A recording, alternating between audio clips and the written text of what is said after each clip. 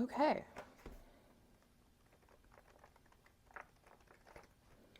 Welcome to my very first sketchbook tour. This is not my first sketchbook, just to be clear. I have a lot of sketchbooks. I mean, really, a lot of sketchbooks. And each one has taught me so many different things. Having a sketchbook practice is incredibly rewarding, and I suggest it to anyone who wants to give it a try. But it's my first ever sketchbook tour on YouTube, and I'm very excited to show you.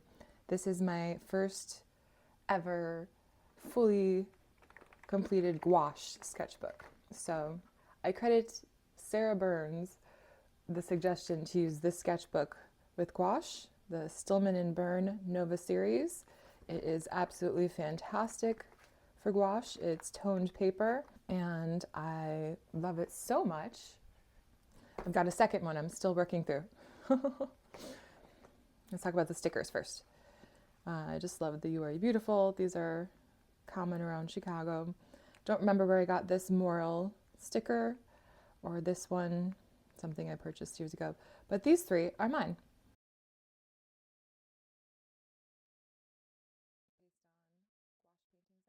Let's get started. I used references from Unsplash and Pixabay for a lot of the studies in this sketchbook. These are little gouache sketches of trees and stumps on black paper. This is actually just black Post-it notes, and just wanted to experiment with the black paper, and they work really great. They lost their stickiness after a while, so that's why they're taped in here. This sketchbook was completed mostly in 2024, although I started it in December of 2023. At the time, I was using Map Crunch to practice some landscapes. I was trying to get faster at painting my landscapes. This one took an hour. This one took 40 minutes. These are down to 20. But I do tend to work slower. So I was trying to balance working quickly versus getting the details. Some of my pages are a little messy here. These are more Map Crunch sketches. And then this one I really love. This is the first gouache sketch I did in this sketchbook of a sequoia tree after my visit to Sequoia National Park. And it was amazing. It was incredible. And I did a larger series of sequoia trees as well, but this, I actually haven't redone this one larger yet. I need to. I really like the square composition, and I used a limited palette here. You'll see me keep track of my swatching colors and then color mixes. And I really fell in love with the modeling three-dimensional shapes with dark shadows and bright highlights. Like, I really love this part. Yeah, that was really exciting. I feel like I leveled up with this one. And here's another gouache sketch of a sequoia tree in dappled light. Something I have become obsessed with. You know, slightly different limited palette there. Messy swatching. I just loved the light hitting the tree.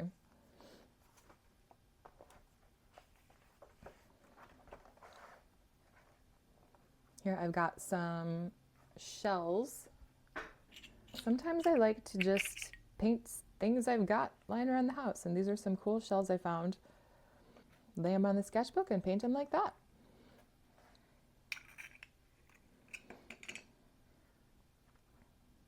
This is another reference from either Unsplash or Pixabay.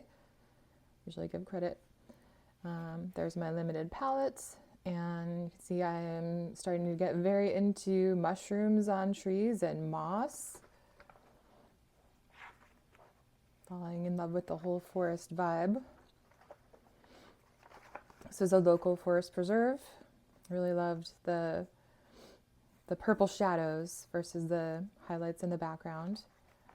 Although there was a tree there that I left out of the painting.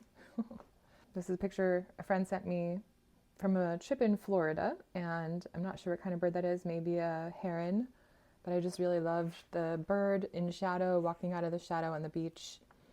And that was a fun one. I got really into painting mushrooms in this sketchbook, as you can see, kind of getting obsessed with mushrooms. I started sketching mushrooms in the middle of the winter, and I had no references of my own. So I was using a lot of photos from Unsplash and Pixabay. There's a lot of great choices on there. And again, I was getting really into highlights and shadows, modeling 3D shapes using the value, and really getting into the moss, my greens. This is a painting based on a picture I took in Kings Canyon, which is joined with Sequoia National Park. And I can't remember the name of the mountain, but it actually had this heart-shaped cliffside, which I just thought was so cute. Yeah. This one, I've showed people a sketchbook before, and people go, what happened here? I just covered up some swatching I didn't like, and I have fun making tree silhouettes of evergreens, and I like the orange. I like the orange-blue contrast. I just thought it was fun. Sometimes I will redo a concept, and because I had multiple people comment on this in person that they thought the orange was weird. So just the other day in this other gouache sketchbook, I did this. Kind of a similar vibe, but I like this one better. Okay, more shells.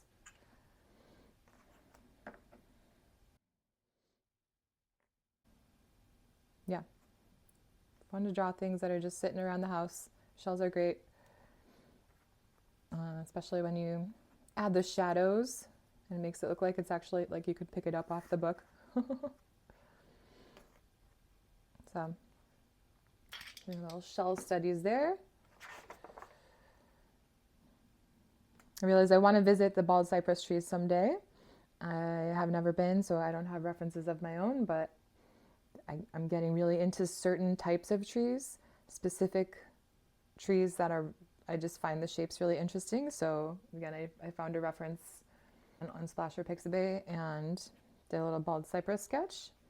This painting is from a picture I did at Hume Lake, which is in Sequoia and Kings Canyon. Again, I just love the shadows of the trees and the light coming through the trees. It's another map crunch. I really love those clouds. Those are fun to paint.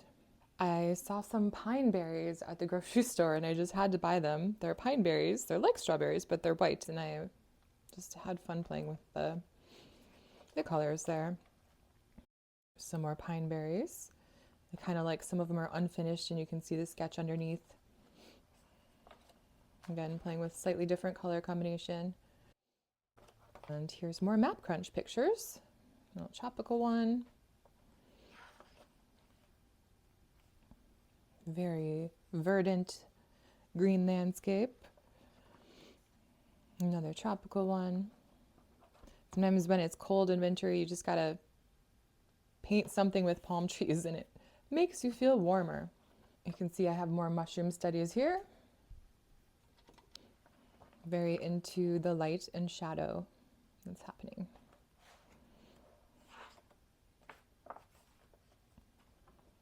Another page full of mushrooms. I really like the detail in the caps there. The backlighting in this one.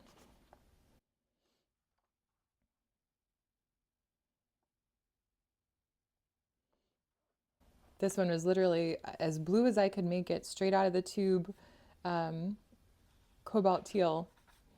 It was such a vibrant picture. I'm not sure the name of the mushroom, but I just really loved. This reminds me of like Chinese calligraphy almost. The shadows, the leaf shapes at the bottom there. Another page of mushrooms. and I'm getting very into strong highlights and shadows, three-dimensional forms. Don't really like those two, but that's okay. There's a simple mountainscape, just working with gradations. And this was a plein air redemption that I did last April. I started doing plein air every day last plein April, and I did not love my original sketch, so I came back home to the studio and used my photo reference, and I think I made an improvement. Sometimes I don't love how my plein air study show turned out. It was a very great day. So I did like this part of the composition and the rocks that I didn't even get. No, I guess I got them on the other side. So I decided to try this scene again with a different composition. I like the rocks at the bottom, and I think I like the reflection on the water, and I think I enjoyed that one. Sometimes I like to do paint-alongs with other artists. So this one, Anastasia Morozova, Natura Illustrata is her handle. I'll put it on the screen. And she paints in watercolor, but I decided to give this a try in gouache. I just love the composition of those bananas. It's so fun. She's an excellent watercolor artist, and she has wonderful tutorials. This was from a picture I took in high school, like an actual photo picture that I had on a shelf forever, of a local forest preserve. And I'm just getting really into the greens and, of course, trees. So I figured, why not paint it? I do not like this at all. I want to cover it up, but it's okay. There are some failures in this sketchbook. A lot of successes, I think, but some failures. So I was using the totally wrong brush for this tulip, and I don't really paint flowers very much. It was a very soft brush, and I just couldn't get the details that I wanted, so I kind of gave up halfway through. This was me trying to do colored pencil of the octopus painting I've got here, and also kind of gave up halfway through. So I don't like that side, but I really like this page. I don't really paint creatures or animals very much, but I really loved how abstract this looked and how fun the shadows on the circles were, on the suction cups. And it was really fun to abstract and use a weird limited palette of purples. That was a fun one. Outside the comfort zone. This one I do not like at all. I was using a flat brush to try to get the small branches on the tree, and I just had a really hard time with it. Won't do that again. Lesson learned. This was another plein air redemption I did. This other gouache sketchbook I used mostly for plein air last year, and now I'm using it in the studio more. But that was my plein air version, and I was not happy with it. I could see the water coming through where I wanted the cattails to be opaque, and it was really bothering me. So that's why I redid the whole thing, and I feel like this turned out better. It's interesting how your sense of scale changes when you're working in person, looking at a scene versus from a photo. So this was using a photo reference in the studio, and this was in person. I always find like the in person is closer, just like I zoom in more. It's interesting. Here's just a study of lemons. I was working on my color balance for the yellows in the shadows, using purple to desaturate for the shadows in the yellow. If you add black to yellow, it turns green, and it does not look right for lemons. So this was a little color experiment. This is another piece from a local forest preserve, and I was fascinated with so it kind of flooded. It was very rainy, and I was fascinated with the line that was the reflection of the fence, and then the line that was the shadow of the fence. Not sure how successful this was, but it was really cool in person, and just wanted to give it a try.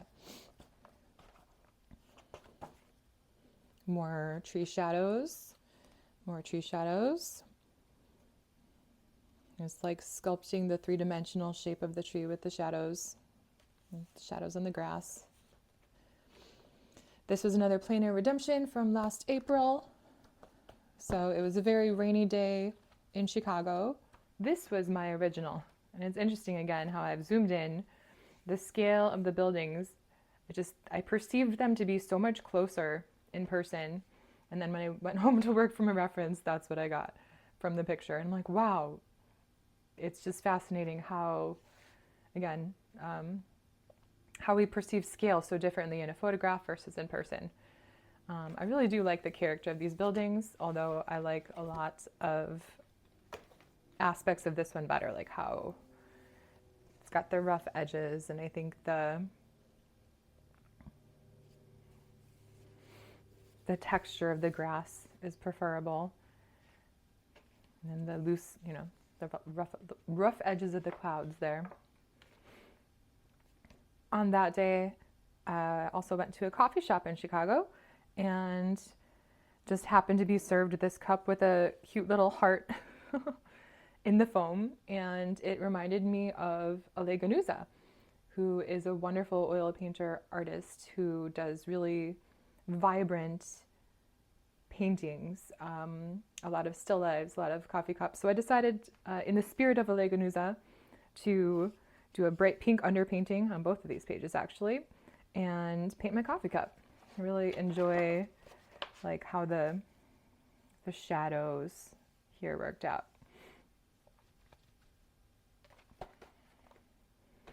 And there were a lot of birds that day at the lake shore. Almost reminded me of the movie The Birds. It was a little bit scary. I'm glad I did not get out of the car. I was observing them from inside the car. But I took a couple pictures and I just wanted to commemorate all the birds flying. It was fun. This was actually on the solar eclipse day last April, and actually ended up rescuing a snapping turtle from being in the middle of the road. Carefully, very carefully. And this is another example of me doing a plein air redemption. Not really redemption. I didn't love the stuff I created in person that day. Kind of couldn't get a picture of the eclipse with my phone, so that was my documenting it. But I came across this tree and I really, really loved the tree, the bark on that tree, and how it was kind of falling off and the way it was illuminated. And I really loved the texture of the bark. I am really happy with how that turned out. I enjoyed that piece a lot. It's one of my favorites. So, more tree experiments. I don't love these. I was playing with color in the shadow. Not a success in my mind. Again, this one's okay. Again, I was experimenting with shadows versus reflections, where they're overlapping. Not sure how successful that was, but really don't like the colors on this one. But that's okay. I really do like this one. These trees that were growing in like a overflowing river, and the shadows and reflections. Again, shadows and reflections. That's my favorite part. This sketchbook's also great because you can totally like fold it completely in half in the cover, or you can use it open like this. I don't have a lot of long format in this one, but it's very bendy, which is really quite nice. Here's some tree silhouettes and circles I was exploring. This is the same tree zoomed in on this part. I really, again, enjoyed the shadows and highlights and sculpting the three-dimensional shapes. I used to not be able to do this so well, and I'm really just enjoying, the more I paint, the more I can actually make something. It feels three-dimensional when I look at it, and it's really fun. It's fun to see that. Progress. Okay. Just tree shadows again. This one was another plein air redemption. I guess I was interested in doing a studio version versus a plainer in-person version for a lot of pieces, and the contrast is so fascinating. So this is one of the few where I actually prefer my plein air version. Usually I spend more time in the studio. You know, the light doesn't change. You're working from a photo in a comfortable place. So I tend to prefer the studio version. But I find this one to be so lively and vivid. And I love that I used the blue in the shadows there. For some reason I didn't do that here. It just seems more 3D. I've got the little highlight in the corner there of the root, and I love how this one turned out. So I guess this is like a sketchbook and a half tour. I'm not going to show that whole one yet, but we'll get there. This one, it was just a dead tree in a forest preserve, and I decided to make a galaxy in the background. So just having fun. This is my little succulent plant. He's grown so much since then. It's time to do another portrait. I like to document the growth of my houseplants. It's actually something I've been enjoying lately. And here's a couple paintings of a barn and this flowering tree in the background. Again, I'm interested in the shadows of the tree. I really love dilapidated old barns. I always want to pull over and take pictures of them when I'm driving on country roads, and it's usually not safe to do that because the speed limit is like 60 miles an hour. But I do look at them as I pass by and think, oh, that's a great barn to paint. This one I actually got to stop and take pictures. You can even see the door on the other side. I had fun with that. It's about having fun. In 2023, I took a trip up to the UP in Michigan and fell in love with this place in Copper Harbor. There's this peninsula on the outside of the harbor that I walked along, and I've done a few larger paintings from it. This was a study. I haven't made it bigger yet, but I think I might make a larger version of that. I did a couple more from that area, and I made one into my business card. Ta-da! Copper Harbor business card. This one was used as a tag for a painting. This is from a picture I took in Amsterdam on an art trip in college that I came across recently, and I actually just went to France last month, and I learned that the term for what these weird shapes that's happening with these trees, they do a lot in Europe, it's called pollarding, and you cut back branches to encourage new growth, but they have the coolest shapes, and it was very strong lighting that day. I love the back lighting on the cloud and how everything was silhouette. So that was a fun one. This is from a local arboretum and farm. And this is from another local arboretum. This one is a weeping European beech tree. And I really like this, but I don't think it was as successful as I'd hoped because I was trying to get more foreshortening, the feeling of like this branch coming out towards you, and I'm not quite sure it has the feel that I wanted, but it was such a beautiful tree, and I got to climb. I went under, you know how beeches and willow trees like have the branches that come down, so it's kind of like concealed inside the branches when I took the picture of this tree. So it was a very cool tree. I love that tree. And I did some studies of a pear. Meh, I don't know. They're okay. My favorite one is, of course, on the crease. It doesn't look great, but I think that was the best one. Here's more studies of dappled light through the forest. I love this little like natural arch that feels like you're walking through a cathedral of nature. I love when the trees do that. And then this is a close-up of that tree at the end of the path with the dappled light hitting it. That was challenging. So I feel like this was more successful than in the painting here, but I was trying to layer leaves and get the lighting on them. This was I don't really paint fish a lot, but this is a fun tutorial with Cecile Yadro, and Nora Cag, both of whom are artists that work in gouache a lot. It was more of a paint along than a tutorial, and here's me just playing with gradients with my favorite color, cobalt teal. I really like the colors of this fish. I think I made it pop, made it glow. It was fun. I haven't been there, but I felt like painting a Stonehenge one day, so I think I found this picture on Unsplash. That's usually my go-to. More map crunch. These ones I was trying to paint faster, in like 20 minutes, with like challenge myself to use like one small flat brush. This is my workhorse brush. I think this was like $3 at Michael's, the art store. But I use this brush so much lately, and I was just trying to work quickly. I think I need like a whole sketchbook dedicated to 20-minute sketches because I'm so bad at stopping at 20 minutes. I just want to get quicker. 15 minutes, 15 minutes, 10 minutes, 20 minutes, 20 minutes. Yeah, not horrible. I literally need a timer, like pencils down. 2 more short sketches, 15 minutes.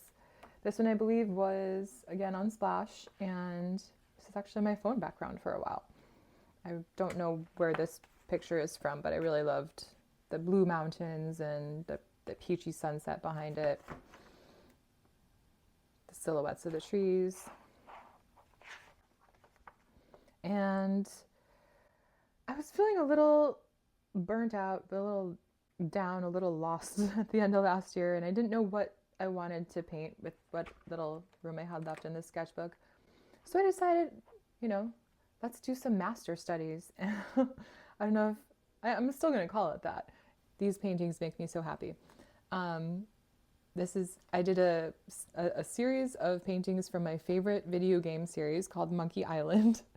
If you're into pirate video games and humor and great music and awesome art, I highly recommend it. This is from the 3rd game, and I love how that tree came out. That was so much fun to get the glow on that tree. And this one too. There's a lot of great trees in that game. Maybe that's partially why I like it. Yeah, I just had a lot of fun modeling the tree and the shadows. Grasses are hard for me to get the texture of the grasses here. This is an ongoing struggle for me. I want to get better at.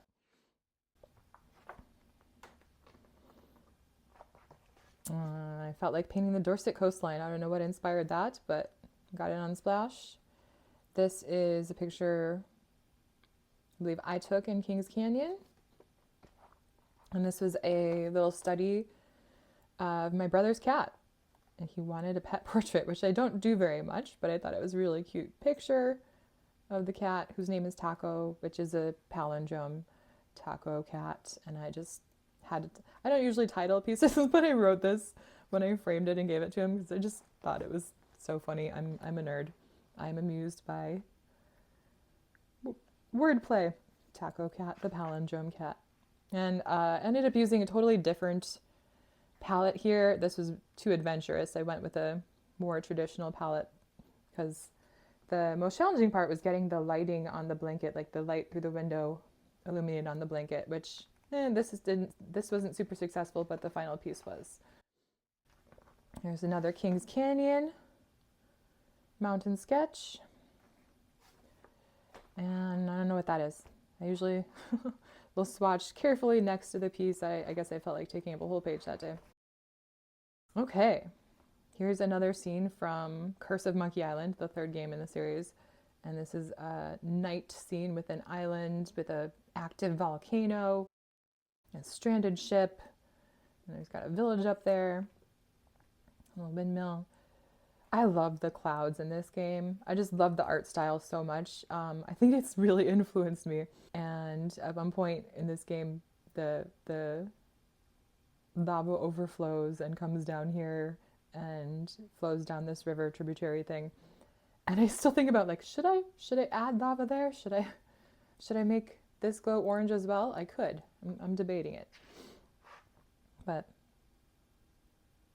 I love the art in that game. It's so great. I got a Monstera plant last year, and I have been documenting its growth. I don't love these. I don't love the color I chose. I thought this would be a good contrast color to the green in the background. I'm not sure how I feel about it, but these leaves are fun to paint. The leaves are fun. There's another house plant. This one has cute little heart-shaped leaves. I'm not sure what it's called, but yeah, just playing with different contrasting backgrounds, pink and green. Another house plant. This is my Petra croton plant. Super colorful, really fun to paint. Reflections. And here's more studies from Monkey Island games. So this is from the 5th game in the series. This is from the 2nd game in the series. I have painted this scene multiple times. I really like this one scene. It just gives me fun childhood memories. Like you can walk up here and turn off the waterfall, and then there's like a secret tunnel that appears that you go through to another island. And I don't know. It's just fun to relive those memories and honor the artwork that inspired me, that influenced me so much. This is the last page in the sketchbook, and here is a scene from the 1st game, Monkey Island. Just nice coastal scene. I think I could have done better on those clouds, but I got bored with the clouds at the end. Maybe I'd intended to come back there, but those don't seem finished. I think I was more focused on the foreground here and like the shadows in the mountain and the cute little boat. Anyway, thank you for joining me for my first ever sketchbook tour. I have a lot more sketchbooks, so if you enjoyed this, stick around. There will be more. There will be more sketchbook tours. The end. You are beautiful. Thanks for being here now. Hope to see you later.